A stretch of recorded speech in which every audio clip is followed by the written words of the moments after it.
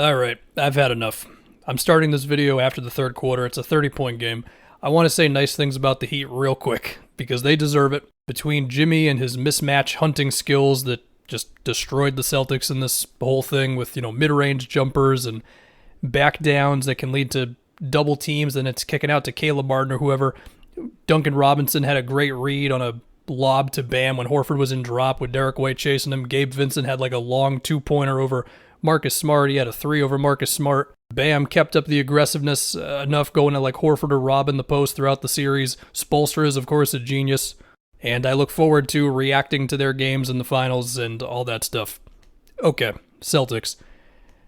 That was an embarrassment. That was a complete joke of a game, and we'll get into the X's and O's, and well, I'll attempt to in a second, but I just want to say, throughout this entire run, which, when did this core really begin? Whatever the hell it was, 6-7 years ago at this point. This is like the lowest feeling I've had after all the losses. Game 4, loss to the Warriors, being probably the other one, and this one managed to dethrone it, so that's fun for me, I guess. And I just feel like every potential weakness that you could throw at this team just happened in this series, between, at times, the over-reliance on quick shots, quick three-pointers in possessions. I've done the Celtics three-point spiel a million times this season. The abridged version of it is basically, as long as you're still getting trips to the basket, as in creating those looks for yourself, and then you're also like taking threes within the flow, and you're not just taking like bad quick threes with guys in your face, then like, okay, I can live with it. But in this game, look, I can remember Tatum taking a bad three-pointer over Duncan Robinson after screening for Marcus Smart. That one doesn't go in. I remember Jalen taking a bad deep three-pointer when Tatum was trying to get free for something, couldn't do it. Jalen just shoots the damn thing, doesn't go in. Marcus Smart airballed a step-back three off of like some sort of screen action. This is all in the second quarter. Jalen took like a bad corner three-pointer when there was still 10 seconds left in the shot clock or whatever on one possession. What else? I remember a play where like Derek White screens for Tatum and he's rolling to the basket, and I'm thinking the roll could be there. It wouldn't be like the easiest pass in the world. I get that, but then it's just a swing to Horford who misses the three. And it was just in that moment where I was like, man, I have no problem with three-pointers whatsoever, but you need other stuff as well, right? What other potential weaknesses could you throw at this team? Like Jalen, for as much growth as he's had with his handle and his shot making and all that, and his turnaround jumper was cooking early in this game, he's still not a great split-second decision maker. Sometimes gets a little tunnel vision-y, and I felt like the Heat did a great job in the series of collapsing on him or just having Jimmy on him on possessions, and, Jalen didn't have a great series. Tatum has made a lot of strides as a passer, of course, but also, he's still not perfect. I remember a play in this game where, he gets a screen from somebody. I think it was Cody Zeller who was high up on the screen on him, and, Jalen is wide open in the opposite corner, and he eventually makes the pass to Jalen, but it's a second too late, so Max Strus is able to close out, and then from there the Celtics are trying to improvise something. They get a miss out of it. Great defense from the Heat, of course, right? And sure, that same thing could happen again, and then Tatum's going to make that play. He's made a lot of growth with that. I mean, hell, his passing just in the previous game was great. But, it's just the game-to-game stuff of the playoffs, facing a really smart team in Miami. And, obviously this is not just Tatum and Jalen's fault, although they were both bad in this game. I mean, throughout this series, it just felt like Miami was always a step ahead. I mean, what was it, second quarter of this game, we finally saw, some real hard doubling on Jimmy, and it was kind of effective for a few plays here and there. And obviously you can't hang your head on that all the time. But you thought, maybe they've unlocked something here. Granted, by that point they were down 15, but okay, they might have something here. And then Jimmy's getting another switch onto his probably Derek White. He's backing him down, and then they do double, but it's way too late. So then it's Max Strus just open at the top of the key for a three, and it's just man, I mean, again, you credit Miami for just all of it, but also they just seem to step slow in so much of the series, even if, some of the games were close and stuff. Obviously not this one. And, to take a larger look at the whole thing, with Joe Mazzulla, in the last game, I thought taking Time Lord out just wasn't the move. I thought they were able to generate a lot of good looks with him screening for Tatum, getting to the basket and all that. And, the Celtics coaching staff did drastically change very shortly, because at one point it was Ime Udoka, Will Hardy, Damon Stoudemire, and then Joe Mazzulla.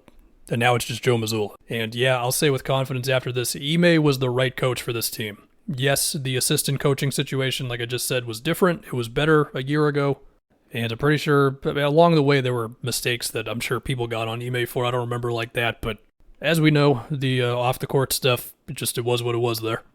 So for what that's worth. But it just felt you compare last year's team to this one where the roster is pretty much the exact same with the addition of Malcolm Brogdon, right? and yet the defensive intensity / intangibles, whatever you want to call it, are a little worse. And some of that's because like there was slightly less switching this time around, but also it's like, well, how much do you want to put on the plate of Horford and Rob to be switching all over the place? Well, even then, Rob was switching at some points in this game. Like, I don't know. Anyway, you want to have the offseason talk? I know we still have to do a game 4, but okay, whatever.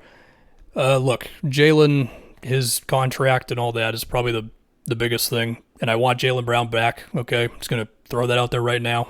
I will plant myself firmly on the yes, give Jaylen Brown all the money. If that's going to be considered a hot take by a Celtics fan after this game, then so be it. I'm going to be on that side. My feeling is that Joe Mazzulla is not going to get fired, so I kind of just don't even want to go in that direction. Even if I think a lot of people will say fire Joe Mazzulla, I just don't think it's going to happen. Maybe if I'm going to be wrong there, okay, I'm going to be wrong. And then comes the tough part, because honestly, I don't want like a drastic roster shakeup, but like after this sort of a game, like does it just have to happen with someone outside of Tatum and Jaylen? Like I don't want Marcus Smart on another team. I really like having Marcus Smart, but I also acknowledge, between the shot selection, consistency from outside. I remember playing this when he just takes Duncan Robinson off the dribble, doesn't make it. He had another one where he tried to draw a foul in the post and nothing happens. And I'm just like, I love you, Marcus, but also those things happen sometimes with you.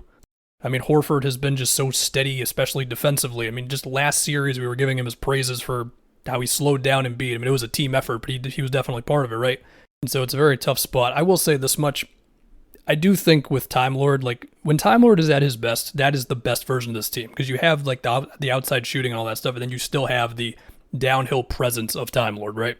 But it's been a minutes thing with him where because of all of his injuries, I just think they've got like this team-wide thing of we're not going to play him a million minutes. And I think if that can never happen, then it's just going to be a little tougher to get to where you want to really get to, So for what all that means, I don't know. Also, the Jason Tatum, mid-range or conversation or whatever, I mean, look, I'm pretty sure I said this before, like the Philly series.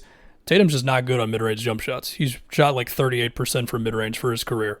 I'm not lying. You can look at this on NBA.com. You can look at this on Basketball Reference. It would be amazing if he was Kevin Durant from mid-range, but he isn't. So for what that means, I don't know. Adding that extra little part to your game to where you really are like a 3-level scorer for the playoffs as opposed to hard drives or threes, even if you're great at those two things anyway. Yeah, totally. Anyway, that's all I got, man. The Bucks lost in round 1, dude. This team was like 25-2 or something. It wasn't that good, but they had a hell of a record, 20-something or whatever the hell games in this thing. This felt like the year. It's not the year, and it didn't even come close to being the year.